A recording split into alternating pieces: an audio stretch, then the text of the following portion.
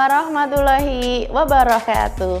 Selamat pagi teman-teman. Apa kabarnya hari ini? Semoga teman-teman dan keluarga dalam keadaan sehat walafiat dalam lindungan Allah SWT. Kembali lagi dengan Miss Puput dalam pelajaran Bahasa Indonesia. Teman-teman, sebelum kita mulai pembelajaran kali ini, marilah kita berdoa terlebih dahulu dengan membaca basmalah dan membaca doa mau belajar. Bismillahirrahmanirrahim. Robbi zidni ilman warzuqni fahman. Amin ya robbal alamin. Kita mulai pembelajaran kita ya teman-teman. Topik yang akan kita bahas kali ini adalah menyajikan petunjuk penggunaan alat dalam bentuk teks tulis dan visual menggunakan kosakata baku dan kalimat efektif.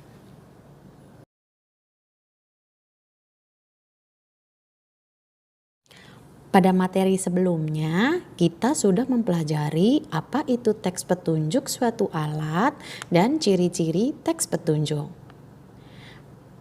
Miss Puput mereview kembali ya teman-teman. Teks petunjuk adalah sebuah teks atau bacaan yang berisi petunjuk atau cara menggunakan, melakukan, atau membuat sesuatu. Suatu teks yang di dalamnya terdapat langkah-langkah atau cara-cara dalam melakukan sesuatu sesuai aturan yang benar. Teks petunjuk sering ditemukan pada kemasan obat, alat, atau barang yang kita beli. Atau teman-teman bisa menemukannya pada petunjuk penggunaan obat, resep masakan, dan tata cara pemakaian suatu barang.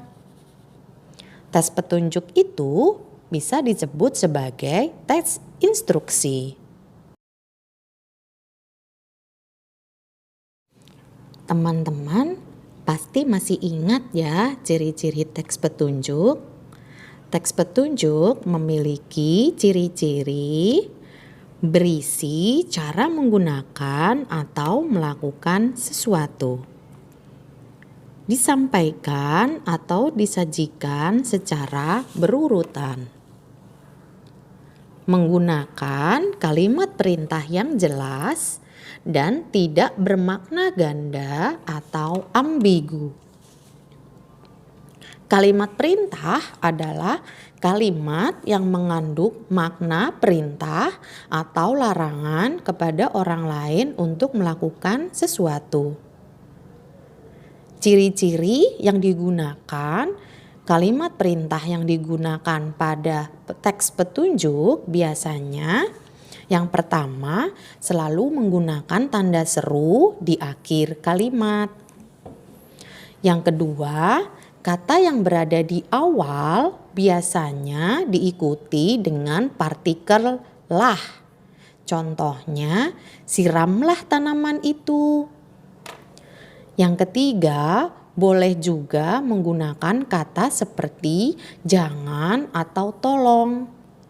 Contohnya seperti jangan memegang stop kontak ketika tanganmu basah. Nah, sekarang teman-teman akan belajar cara menulis teks petunjuk atau instruksi. Ada beberapa hal yang perlu diperhatikan dalam menulis teks petunjuk. Pertama, dalam membuat teks petunjuk, kamu dapat menjelaskan secara runtut atau berurutan. Kedua, kamu dapat menggunakan kalimat perintah dalam teks petunjukmu.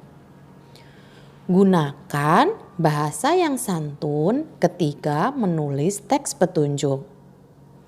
Terakhir, perhatikan juga tanda baca dan ejaan yang tepat.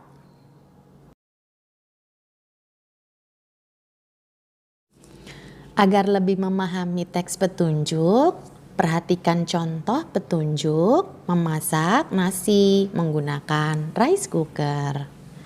Teman-teman pasti pernah kan memperhatikan Bunda memasak nasi menggunakan rice cooker? Nah, kali ini Miss Puput akan memberikan cara petunjuk memasak nasi menggunakan rice cooker. Jadi teman-teman bisa mempraktekannya di rumah.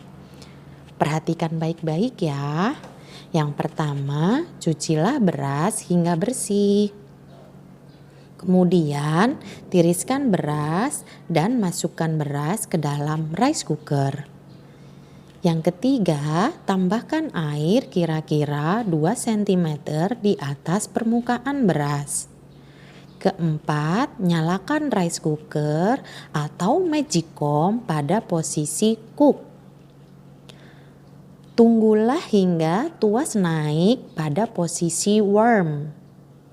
Terakhir, nasi siap untuk dihidangkan.